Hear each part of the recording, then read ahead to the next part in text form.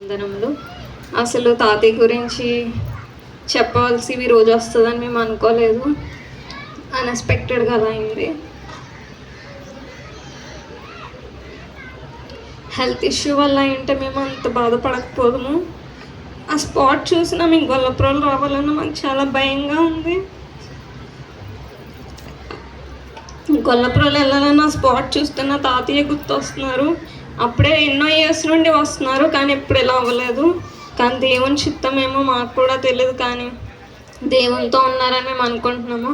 ఈ సమయంలో తాతయ్య గురించి చెప్పాలంటే చాలా ఉన్నాయి. ఎందుకంటే నేను చిన్నతనంలోనే మా మమ్మీ నన్ను అమ్మమ్మ తాతయ్య దగ్గర ఉంచింది. అప్పటి నుండి నేను తాతయ్య అమ్మమ్మ దగ్గర చిన్నతనంలోనే ఉన్నాను, నాకు తెలియని వయసులోనే. అప్పుడు నాకు తెలియదు, కానీ ఆ ఫోటోలు చూసినప్పుడు అన్నీ గుర్తొస్తాయి. ఆ తర్వాత ఎప్పుడు హాలిడేస్ వచ్చిన అమ్మమ్మ తాతయ్య వాళ్ళ ఇంటికి వెళ్ళేదాన్ని. తాతయ్య మాకు చాలా నేర్పించారు దేవుని విషయంలో. ఎందుకంటే మార్నింగే 5కి లేపేసి మా అందరినీ 5 మెంబర్స్ మేము, ఒక మనవడు అలాగే 4 మనవరాళ్ళం, 5గురిని లేపి ఫస్ట్ దేవుని ప్రేయర్ చేయాలి అని చెప్పి ప్రేయర్ చేయించి, ఆ తర్వాత మాతో యోగా చేయించి, ఆ తర్వాత ఈసారి పడుకునే వాళ్ళు పడుకోండి, దేవునికి మనం ఫస్ట్ ఇవ్వాలి ప్రిఫరెన్స్ అని చెప్పేవారు. ఆదివారం 2 గంటలకి అక్కడ ఆరాధన స్టార్ట్ అవుతుంది. అప్పుడు మా అందరినీ ఫస్ట్ చర్చిలో ఉండాలి, తర్వాత మిగిలిన పని చేసుకుందామని అందరినీ చర్చిలో కూర్చోబెట్టేవారు. తాతయ్య ద్వారా మేము చర్చిలో ఉండడం అవన్నీ తాతయ్య నేర్పించినవే.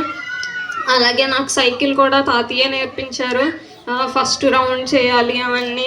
నెక్స్ట్ నేను డిగ్రీలో ఉన్నప్పుడు మా మమ్మీ వాళ్ళు ఏదైనా చిన్న గొడవ అయినా ఇంట్లో తాతయ్య నన్ను తీసుకెళ్ళిపోయి వాళ్ళ ఇంట్లోనే ఉంచి నువ్వు ఇక్కడ నుండే కాలేజ్కి వెళ్ళు అని చెప్పేవారు. నన్ను ఎగ్జామ్స్కి కూడా సూర్యరాయ కాలేజ్కి తాతయ్య తీసుకెళ్ళారు.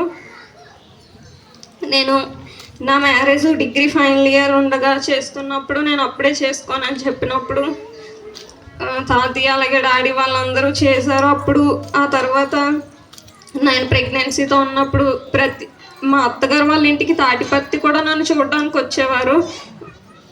అలాగే ఇంటికి కూడా వచ్చేవారు వస్తామాను, ఎలా ఉన్నారు ఏంటని. మా హస్బెండ్ రాజస్థాన్లో ఉంటారు, మీ అందరికీ తెలిసిందే. తను వెళ్తున్నప్పుడు వస్తున్నప్పుడు ఎవరు అడగకపోయినా తాతయ్య మాత్రం కాల్ చేసి మనకంట వెళ్ళాడా, ఎప్పుడు వస్తాడు, క్షేమంగా వచ్చారా అని ప్రతిసారి కాల్ చేసేవారు. ఈసారి నుండి కాల్ చేయడానికి కూడా అడగడానికి కూడా ఉండరు. అలాగే నేను ప్రెగ్నెన్సీతో ఉన్నప్పుడు నాకు ఏది కావాలన్నా సరే నా తండ్రి కన్నా ముందు తాతయ్య వెళ్ళి ఏది తినాలని ఉంది అని అడిగి ఎన్నో నాకు ఉసిరికాయలు తినాలనిపిస్తుందంటే ఉసిరికాయలు, అలాగే ఏం తినాలనిపిస్తుందంటే అవి మాకు అక్కడ దొరికేవి కాదు. సీజన్లో నాకు అవి తినాలనిపించేది.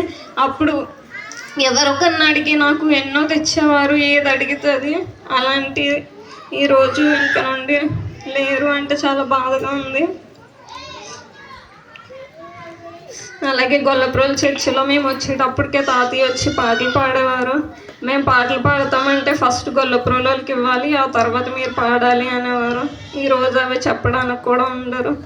ఇలా తాతయ్య విషయాలు ఎన్నో మాకు గుర్తొస్తూనే ఉన్నాయి. అతను మన మధ్యలో లేకపోయినా అతని మెమరీస్ మాతోనే ఉన్నాయి. ఇక్కడ ఉన్న మీ అందరికీ వందనములు.